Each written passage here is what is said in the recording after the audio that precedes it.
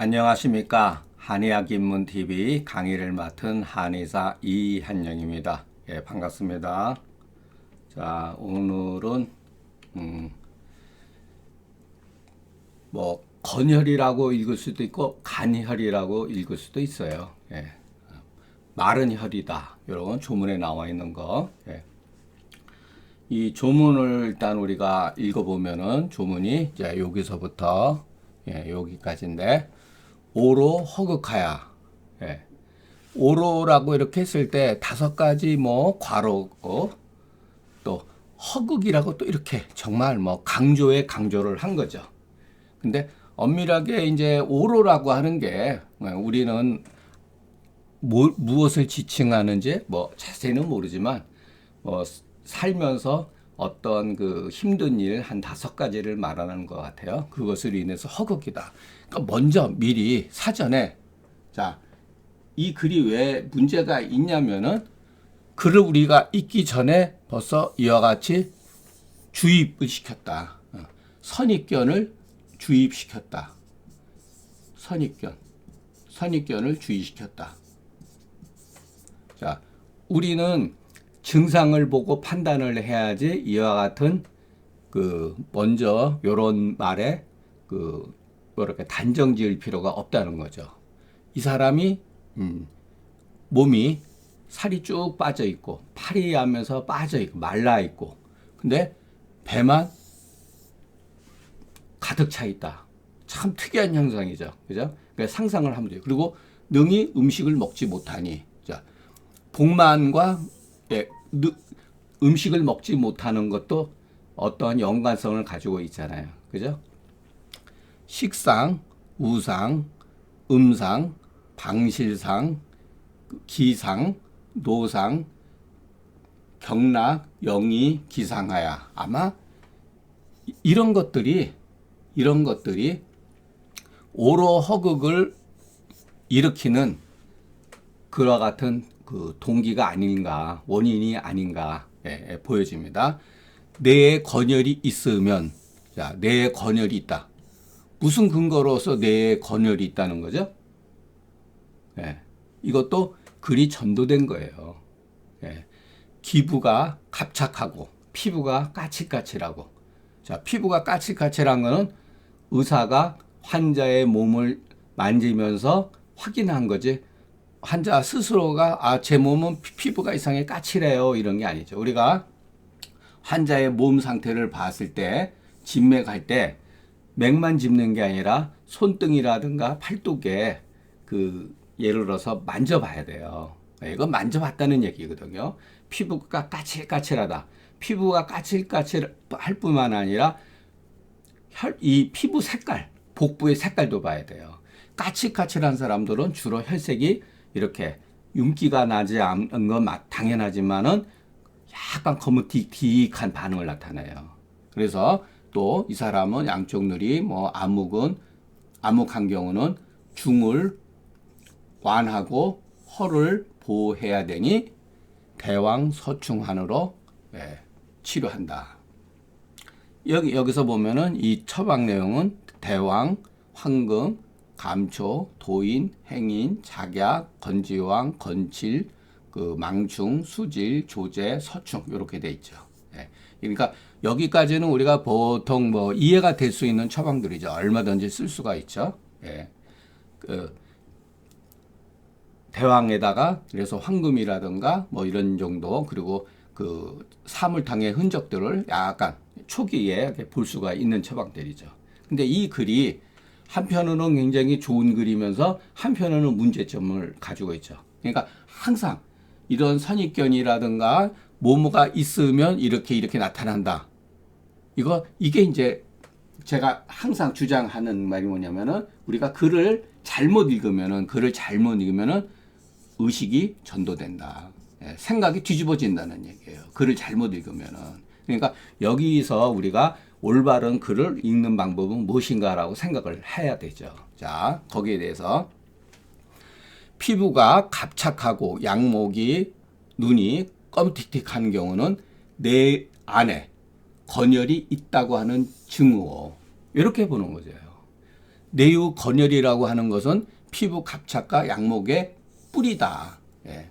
자, 비록 이것으로서 저것이 나오나 이것이 뭐죠? 병근이죠. 병근. 병근에서 병증의 반응이 나타나나 저것으로서 이 병증으로서 예? 이 병증으로서 병근을 파악하는 것이니 이것이 바로 증후의 뜻이다. 이것도 제가 여러분 이렇게 속된 말로 해서 지져 먹고 볶아 먹고 했듯이 이게 증후의 개념이잖아요. 그죠? 그러니까 조문의 뜻은 원래는 이런 다른 게 아니다. 이수 복만하고 불능 음식하고 하며 피부 갑착하고 양목 암흑자는 뇌에 건열이 있기 때문이니 대왕 서충안으로 치료하라. 이게 중경서 정문에 해당되는 거예요. 원래 이것도 있을 필요가 없어요.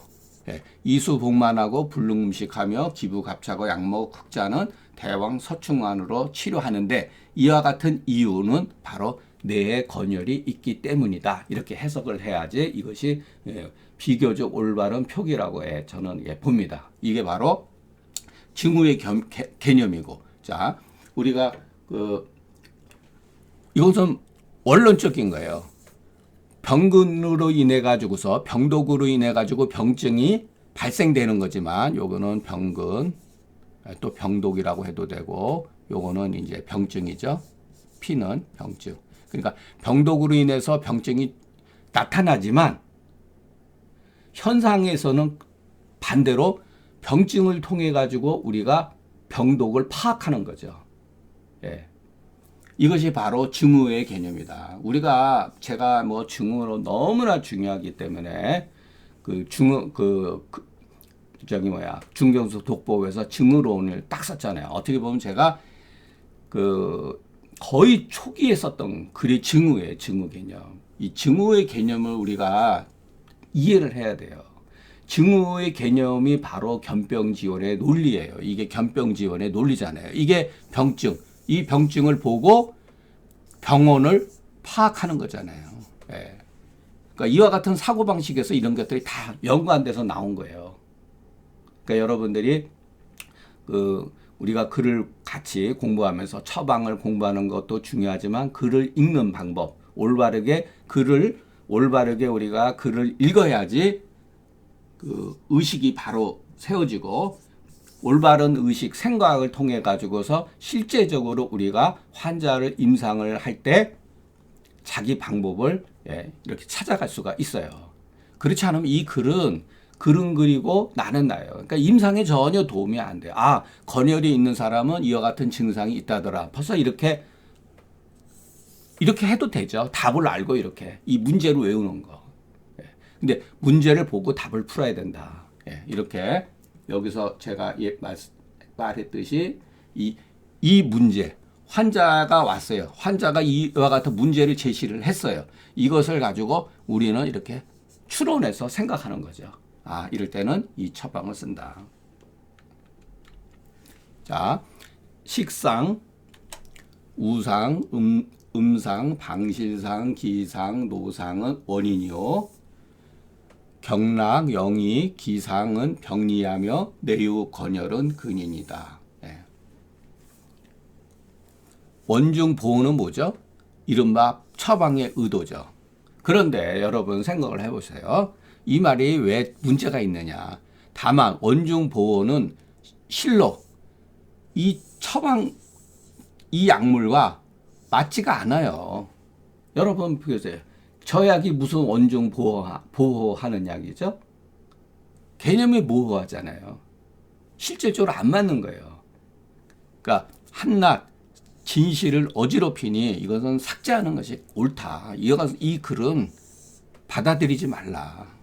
왜냐하면 그러니까 초기서부터 극허라고 하기 때문에 극허라는 개념을 썼잖아요. 오로허극에서 오로허극이라고 이렇게 쓴 이유는 뭐겠어요? 허를 보호해야 된다고 조장시킨 거잖아요. 이런 것들이 잘못된 거죠. 이게 현혹되면 안 된다는 거예요. 그러니까 적족이 난지 사실을 혼란시키는 거단 말이에요. 이런 글들이. 그렇기 때문에 이런 것은 가감하게 삭제하는 게 옳다. 왜냐하면은 처방이 약물로서 우리가 고찰해 보면은 처방의 의도는 이 약은 조혈을 해소시키고 건혈을 구축하는 약이 아니면 무엇이냐. 그러니까 완중보호하고는 틀리죠. 그러면 완중보호가 진짜 틀렸느냐. 그러니까 우리가 여기서 생각을 해야 돼요. 자, 오로허국의 완중보호가 마치 당연한 말이죠. 이 말만 보면은 보호하는 게 당연한 것 같아요. 그러나 고의들은 이와 같은 상황에서 어떻게 처리를 했느냐. 급급하게 아주 그냥 뭐 마치 미시지 못하는 것처럼 바로 어혈을 구축했다는 거예요. 왜냐하면 다른 이유가 아니다. 이와 같은 상황에 당해서 어혈을 구축하지 않고 이에 완중보호되는 바가 있지 않기 때문이다. 그러니까 완중보호는 결과지 착수가 아니라는 거예요. 그래서 제가 어혈을 구축하는 거, 우리가 실질적으로 치료를 하는 그것이 바로 착수라는 거예요. 우리가 착수처다. 우리 착수처는 어혈을 구축하는 거였어요. 그러면 어혈이 구축되면은 그 효험처는 뭐냐면 중원 허보가 되는 거예요. 이것은 결과예요. 우리가 중을 완하게 하고 허가 할 필요가 없는 거예요. 우리가 하는 것은 어혈을 구축하는 것이지. 이것이 착수처고 이것이 효험처라는 거예요. 근데 이해를 못하는 사람들은 잘못해 효험처에다가 힘을 쏟아요. 이거는 결과기 때문에 어제 제가 지금 군자는 무본이니 근본에다가 힘을 쓰니 본립이 도생, 본이 숨에 도가 생한다. 도생은 효험처예요. 착수처는 뭐냐? 무본이에요. 근본에 힘쓰는 거. 그거예요. 그러니까 이 착수처, 이거는 제가 쓴 말이 아니에요. 이것도 예전서부터 쓰던 말들이에요. 착수처, 효험처. 이에 완중 보호로 하면 어혈이 저절로 구축하다고 여기는 사람들은 2위, 뭐뭐를 여기다. 완중 보호하면 어혈이 저절로 구축된다고 여기는 것은 본말이 전도된 거다. 그래서 제가 요것도 독법에서는 일찍 했죠. 병독이 제거됨에 전기가 회복되는 거예요. 그런데 후세방의 개념이 잘못 빠지면 여기 이 개념에 잘못 빠지면은 완중 보호에 잘못 빠지면은 전기가 회복이 되면은 병독이 저절로 제거된다라는 생각으로 한다는 거예요. 고방은 그렇게 돼 있지가 않아요. 오로지 병독을 제거하는 데 달려 있는 거예요. 병독을 제거를 하면 전기가 회복이 되면서 배가 팽만한 것도 가라앉고 소화도 되고 살도 찌게 되고 그러는 거예요. 병독을 그대로 두고 살을 찌게 하면 안 된다는 거죠. 이게 착수처하고 효험처라는 거예요. 그러니까 우리가 글을 잘 읽어야 되고 이게 도처에 좋은 글인데 이거는 우리가 생각할 거를 많이 남긴 글인데 글에는 도처의 함정과 지뢰가 있고 여러분들 우리 생각을 올가매는 전도된 글이 있다는 것을 여러분들이 이 글을 통해서 이해를 하셔야 됩니다. 자, 건혈의 발생된 원인이 비록 여러 경로나 아까 오로 허극이라고 그랬잖아요. 여러 가지죠. 어떤 사람은 스트레스 많이 받아서 열이 생겨서 어떤 사람 몸이 냉해서 그럴 수도 있어요. 냉해서 그럴 수도 있고 그리고 떨어져서 다쳤다든가 교통사고라든가 그것이 오래돼 가지고 어혈이 몸에 잠재적으로 오래될 수도 있고 여러 가지 유전적인 소인도 있고 음식에 의한 것도 있고 그래요. 자, 마침내 조혈의 극에 돌아가서 귀결된다는 거예요. 과정은 다르지만 결과적으로 조혈이 발생이 된다는 거예요. 그래서 이로 인해서 이는 요 앞에 거.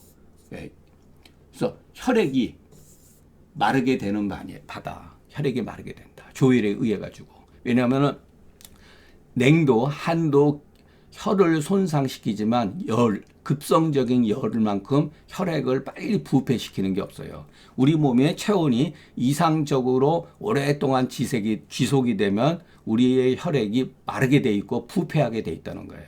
그래서 우리가 항상 몸의 체온이 적정 수준을 유지를 해야 되는데 열이 많은 사람들은 몸에 혈액이 부패할 소지가 많다는 거. 그러니까 잠재적 어혈 증후를 가지고 있다는 걸 우리가 생각을 해야 돼요.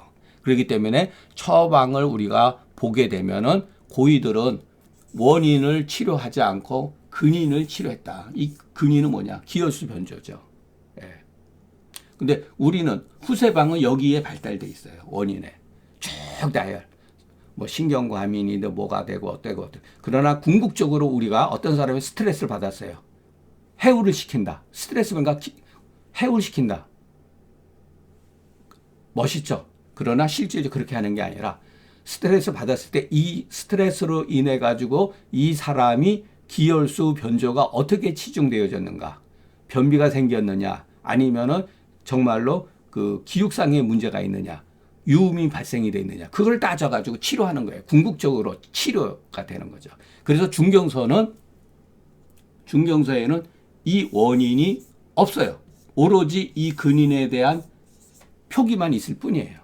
근인을 이해시키는 조문만 있을 뿐이에요. 이거를 중경사가 어려운 부분이 바로 이런 문제 때문에 그런 거예요. 그러므로 일체의 원인을 어디서 왔는가 논하지 말라. 오직 이와 같은 증상이 나타나면 마땅히 그냥 어혈을 구축하니, 자, 이런 경우에 도액, 승기탕, 저당, 당류로 치료하고, 약을 먹지 않았는데 막 먹고 치료가 되지 않거든. 이 사람은 숙혈이 아니라는 것을 우리가 파악하고, 숙혈이 아니라 건혈이라고 하는 사실을 파악한 것이다. 만약에 그렇지 않다면 어떻게 건혈이라고 하는 사실을 바로 알았겠는가. 그러니까 이와 같은 과정을 겪었다는 거예요. 예. 이와 같은 과정을 겪었다는 거예요. 그래서 유추해가지고서 치료가 안 되는 거 보니까 건혈이구나. 그렇기 때문에 어떤 별로 잘 쓰지 않는 수질이라든가 뭐 조제라든가 뭐 그런 약을 서충이라든가 이런 걸 갖다가 쓴 거죠. 예. 먼저 이와 같은 거로 치료를 했다. 그래서 치료가 안 되는 것을 보고서 이것은 건혈이구나라고 이렇게 명칭을 부여한 것이다. 그래서 점진적으로 처방을 구성하자. 네. 자, 대체로 어혈이 아주 깊게 고착이 되면 약물의 성도 더욱 극성을 띠게 돼요. 사용하는데 적절하지 못하면은 도리어 이에 병증이 된다. 자, 제가 이런 말을 쓴 게 우리가 속담에 그랬죠. 급하면 급할수록 돌아가라. 여기에는 아주 깊은 뜻이 있으니 우리가 살필 필요가 있다. 왜냐면은 뇌에 조시, 건혈이 있는 사람은 마치, 이거는 제가 구글에서 누룽지가 황반 초반이래요. 황반 초반이 요즘 말로 하면 누룽지예요, 누룽지. 누룽지가 속가마에, 예전에는 가마, 속가마 이렇게 딱 붙어요. 여러분 어렸을 적에 생각을 해보세요. 이렇게 밥솥에서 이렇게 해가지고 누룽지가 붙어 있는 경우가 있죠. 근데 누룽지가 살짝 저거 되면은 수저로 긁어낼 수가 있지만 딱 달라붙으면은 시커멓게 타가지고 달라붙으면은 어떻게 되겠어요? 물을 집어넣지 않고 강제적으로 이 누룽지를 긁어내면은 간혹 가다가 이 솥 바닥이 패이고 수저가 부러진 점, 이와 같은 불상사가 발생이 된다. 억지로 이 누룽지를 긁어내다 보면은 이런 불상사가 발생된다는 거예요. 그렇기 때문에 이와 같은 상황에서는 사용이 적절하지 못하면 오히려 약물에 의해 가지고서 병증이 더 유발될 수가 있어요. 약성이 강하기 때문에. 그러니까 이거를 고려를 해야 된다는 거예요. 그러므로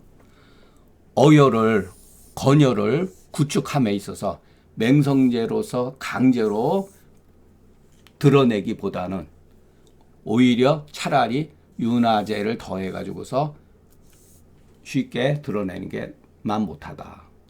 물을 붓는 이유예요. 그렇기 때문에 대왕 서충 안에 건지왕 감초가 있는 이유는 바로 자연시키고 완화하기 때문이다.